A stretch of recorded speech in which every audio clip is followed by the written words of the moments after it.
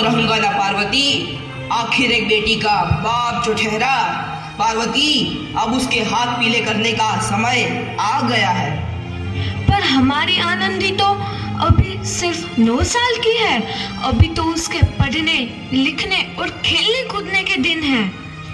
देख पार्वती, लड़कियां पराया धन होती है और जितना जल्दी इन्हें घर से विदा कर दे उतना अच्छा है। कल से आनंदी की पढ़ाई लिखाई बंद। पर बापू, इसमें मेरी क्या गलती है? आप मुझे पढ़ाई करने क्यों नहीं देते? तेरी गलती है कि तू एक लड़की है। लड़का होती तो क्या बापू? लड़का होती तो क्या? ऐ लड़की, ज्यादा जबान ना चला, नहीं तो जबान हलक से खींचकर बाहर निकाल दूंगा। बापू, मैं पढ़ लिख कर कुछ बनना चाहती हूँ। मेरी पढ़ाई ना रोको बापू। आनंदी, तुझे पढ़ना है तो पढ़, लेकिन सारी उम्र बाप की छाती पर यूं बोझ बनकर ना बैठ। पर बापू, अभी तो मेरी उम्र पढ़ाई लिखाई की है। मुझे पढ़ लिख कर डॉक्टर बनना है। पढ़ाई पढ़ाई पढ़ाई, आज तो तेरी इन किताबों का काम तमाम करके ही छोड़ूंगा। ये ले। नहीं बापू, मत फाड़ो बापू। मत छोड़ी। नहीं बापू, नहीं। बापू, ये तुमने क्या किया? तुमने मेरी इन किताबों को ही नहीं फाड़ा बापू, मेरी किस्मत फाड़ दी, मेरी किस्मत। ये कॉपी किताबें ना सिर्फ छोरों के हाथ में अच्छी लगती है, लड़कियों के हाथ में तो सिर्फ मेहंदी अच्छी लगती है, मेहंदी। पर बापू, मैं लड़की हूँ तो क्या हुआ? लड़का और लड़की तो हमारी दोनों आंखों के समान होते हैं। चुप कर आनंदी, और यह एहसान मान कि अब तक जिंदा है तू। कहीं बचपन में गला दबा कर मार दिया होता तो यह तेरी बकबक नहीं सुननी पड़ती आज। पर बापू, मुझे चूल्हा जलाना अच्छा ना लगे है। देख छोरी, जितना जल्दी हो तू चूल्हा जलाना सीख ले, उतना ही अच्छा है तेरे लिए। और हाँ, तेरा ब्याह तो होगा, वो भी कल के कल।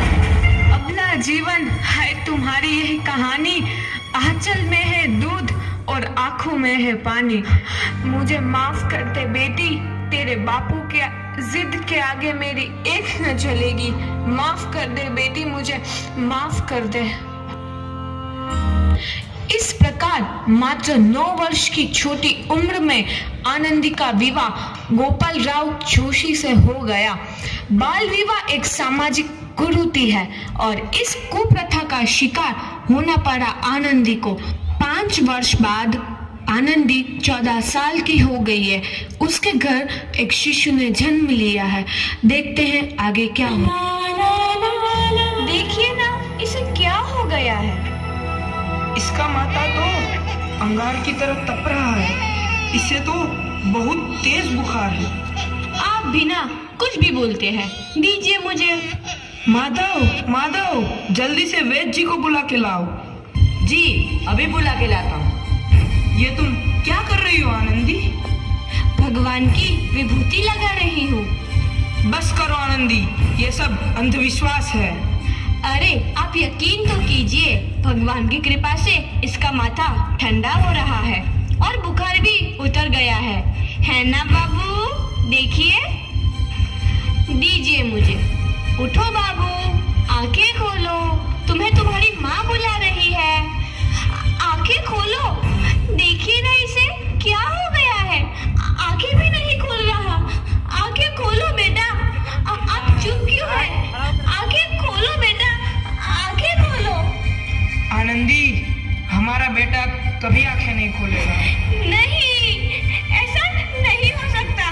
मेरे बेटे को मुझसे कोई नहीं छीन सकता, कोई नहीं छीन सकता।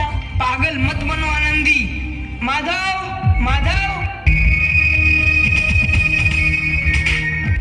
आनंदी, बंद करो ये पागलपन।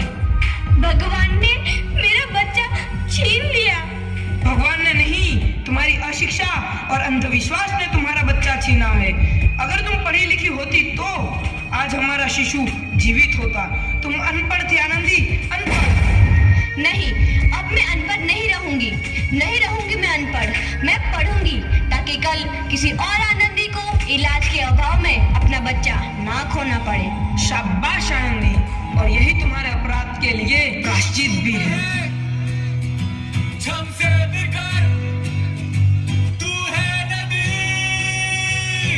आनंदी, तुम्हारी 12वीं का परिणाम आ गया है। तुमने पूरे कॉलेज में प्रथम स्थान अर्जित किया है।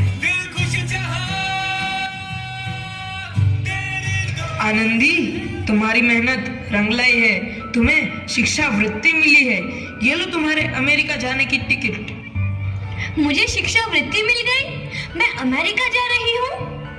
पर ये सब मैं अकेले कैसे कर पाऊंगी? आनंदी, अपने आप को इतना कमजोर क्यों समझ रही हो? फिर इतना पढ़ने लिखने का क्या फायदा? तुम अभी गवार की गवार नहीं हूँ मैं अब गवार।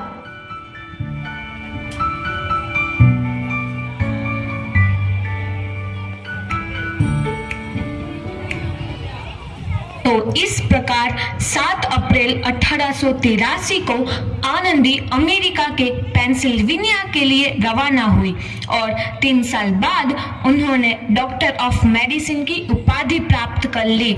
इधर आनंदी के पिता की तबीयत बहुत खराब है। आगे क्या होता है देखते हैं। लगता है अब मेरे जाने का समय आ चुका है। अब मैं नहीं बचूंगा। ऐसा मत बोलो। शहर के सिटी हॉस्पिटल में अमेरिका से डिग्री लेकर कोई बड़ा डॉक्टर आया है। एक बार वहां चलकर दिखा लेते हैं। हाँ, सही बोला भैया। कम से कम दिल को तसल्ली तो मिल जाएगी। हाँ, चलो चलो जल्दी हॉस्पिटल चलते हैं।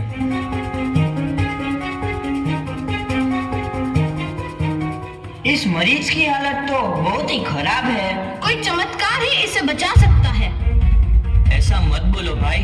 डॉक्टर साहब कब तक आ जाएंगे? लो आ गई डॉक्टर मैडम। डॉक्टर मैडम जल्दी देखिए, मरीज की हालत बहुत ही खराब है।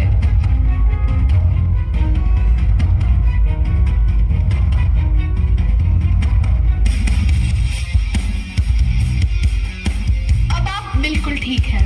मौत के मुंह से आपको बचाया है डॉक्टर मैडम ने। डॉक्टर साहब ने मुझे बचा लिया। मुझे मिलना है डॉक्टर साहब से। डॉक्टर साहब नहीं, डॉक्टर मैडम बोलो। डॉक्टर मैडम, उन्होंने ही तुम्हें जीवन दान दिया है। लो आ गई डॉक्टर मैडम, मिल लो उनसे। डॉक्टर मैडम, आपका बहुत बहुत धन्यवाद। आपने मेरी जान बचाई। इसके बदले में मैं गरीब भला आपको क्या दे सकता हूँ? वचन चाहिए मुझे कि कभी ये नहीं कहोगे कि लड़कियां कुछ नहीं कर सकती। वचन?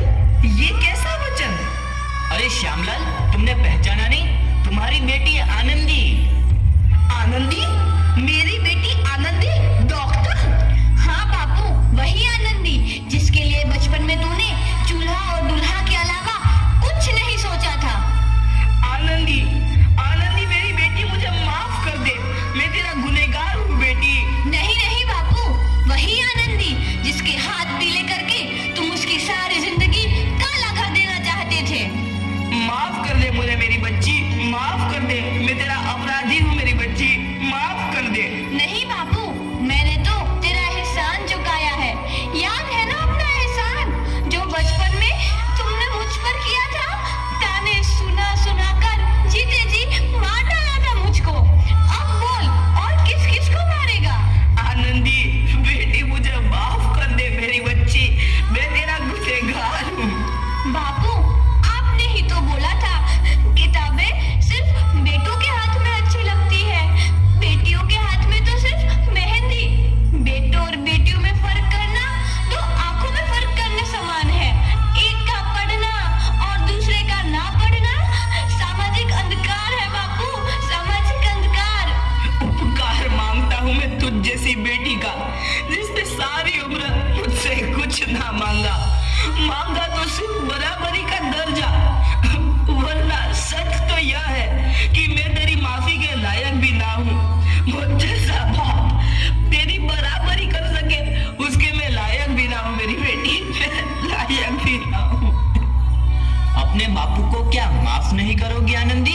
माफ कर दो आनंदी, माफ कर दो। सुबह का भूला यदि शाम को घर लौट आए तो उसे भूला नहीं कहते। बापू।